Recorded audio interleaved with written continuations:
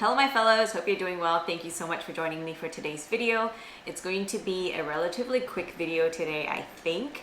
I did go to the flower market yesterday to purchase some flowers because my engagement photo shoot is coming up and I thought I would make my own bouquet as a prop for the engagement shoot. So I thought I would film myself making this bouquet in case you're interested in how to DIY your own bouquets as well.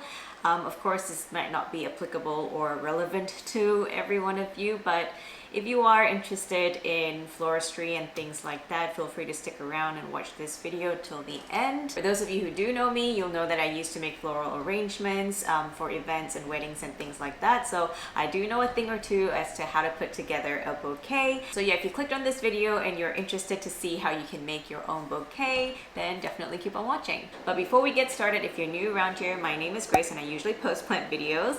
So if you are interested in planting content, or floristry content like this, then definitely hit that subscribe button and ring the notification bell so you get notified when next week's video is out. And let's begin. Alright guys, I do apologize if you can hear some wind in the background. It is an incredibly windy day today, but I have no choice but to plow ahead with this video because I need to make this bouquet for tomorrow. So I hope you guys don't mind, and if you can't hear anything, then I'll probably edit that out. First things first, you want to start off with having a color scheme in mind so you can pick your flowers around that color scheme. You can probably tell from this B-roll that I'm going to put on screen that the color scheme that I'm going for is a bit pastel with pops of light pink and purples. So that's the kind of vibe that I'm going for, something really soft and feminine.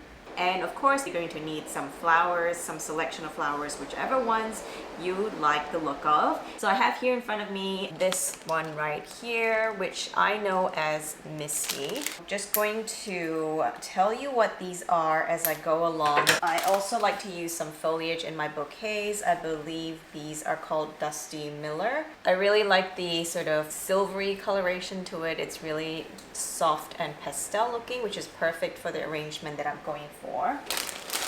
And here we've got some baby's breath just as some other sort of filler. Here we have some beautiful blushing bride flowers. I think these are so unique looking and they've got a touch of feminine to them as well because of the color. I just think that they're very intricate and yeah, interesting to look at. So I'd like to use this in my arrangement as well. By the way guys, I did want to vlog my trip to the flower market, but we got there a little bit too late and it was a bit of a rush to get all the flowers, so I completely forgot. But I may go back there again sometime soon, so if you guys are interested to see what that looks like or any sort of tips and tricks on how to get there, what time to get there, what to look for and all of that kind of stuff, definitely let me know in the comments down below as well and I can try to film that for you guys. So yeah, next up I have some dahlias. These are absolutely beautiful. Dahlias are one of my favorite flowers and yeah, I just love the shape of the flowers on this one. This also has a little bit of a blush of or touch of purple on the tips of the foliage. Sorry, foliage. These are flowers. Yeah, so this one also has a touch of purple on the tips of the petals, which I really like the look of. So I'm going to try and incorporate this into my bouquet as well. Next up, we have some purple carnations. These aren't perfect because, like I said, we were a little bit late to the flower market. So you can see these have some imperfections on the petals. If you are after fresh flowers, definitely go to the flower market earlier rather than later. Next, we have also some purple roses. This is one of my favorite shades. I think it's a really beautiful soft shade of lilac. You have to be careful when you're dealing with roses because obviously they have thorns. So something to bear in mind. Lastly, we've got some garden roses. These form in clusters as opposed to these individual stalks of roses, like the purple one that I showed before. I just think that these look a little bit more organic and yeah, have got a little bit of a different texture to them. I will be priming some of these roses and then we can get started. Like I mentioned, if you are new to you know, working with flowers and things, it might be worthwhile to invest in a pair of gloves, or yeah, just use a pair of gloves when you're doing this. But I've done this quite a number of times before and I'm quite comfortable in handling them, so I'm just going to go ahead and do that with my hands, bare hands.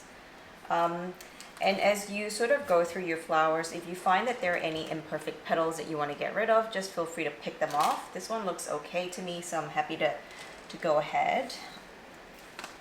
So yeah, you literally just pick off any of the foliage or things that you don't really want in your bouquet, and yeah, that's pretty much it. So I'm going to go ahead and do that for all of them, and I'm going to speed through that so you don't spend too much time watching me fiddle around with these stalks. Alright, so these roses are all primed and ready to go. So next up, we've got our garden roses that you want to prime as well. So just get rid of any of those lower leaves, so you've got a nice clean stem to work with. Good thing about these garden roses is that they don't have a lot of thorns on the stems, so that's great to work with. There we go.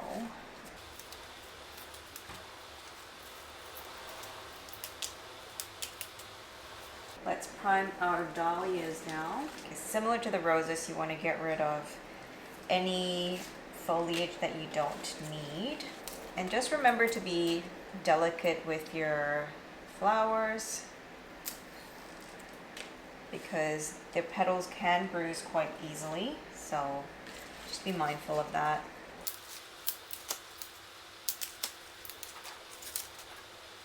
Alright, so you can choose to leave this little buds on if you want to. Usually I'd get rid of them, but we'll see if I end up using up all of the dahlias. If not, then, you know, I might keep this in a vase and keep them for longer. Next, let's prime these carnations. These are really simple to do. I usually just run my hand along the stems and catch any leaves. So that should be relatively quick.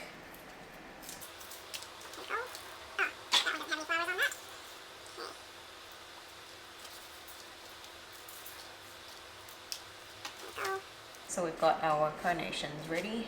I think the rest are good. I don't really need to prime them. They've already been primed by the looks of it. So let's get started with the actual arrangement.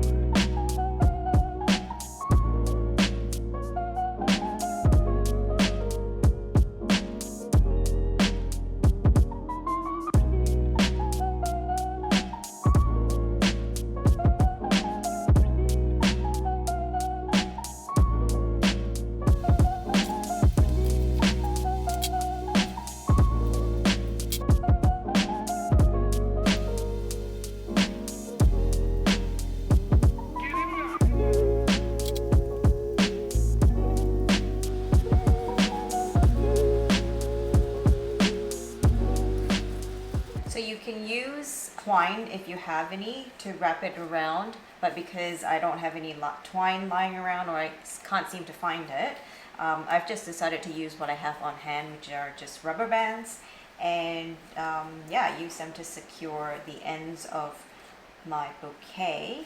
So that is pretty much it, guys, and there you go. That's what the bouquet is looking like. I absolutely love the look of it. These are all my pick of flowers, so I'm really happy with how it turned out. Of course, once you're at this stage and you feel like some of your flowers are getting smushed together, or if you'd like to adjust it in any way you like, you can still do that. So for example, say I feel like this rose is getting drowned, so I'd like to pull it up a little bit. You can still do that. So I'm just gonna gently reach in and pull that up a little bit so that, you know, it's not kind of sunken in anymore. you could do that. Feel free to play around with the arrangement even after you've secured it. There is absolutely nothing wrong with that. You can do whatever you like. This is your bouquet, and that is pretty much it, guys. So there you have it. And if you have any sort of ribbons lying around, you can also go ahead and, you know, wrap the end of your bouquet so that it looks a little bit more polished.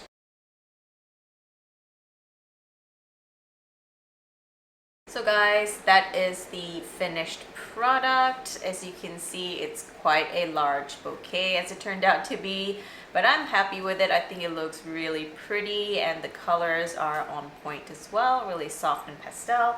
So there you have it. So that's it for today's video, guys. I hope you enjoyed. I'm not sure how the footage is going to turn out because I know that when I was making the bouquet, I was kind of looking at it from all sorts of angles and not necessarily on camera. So I hope that the footage is okay.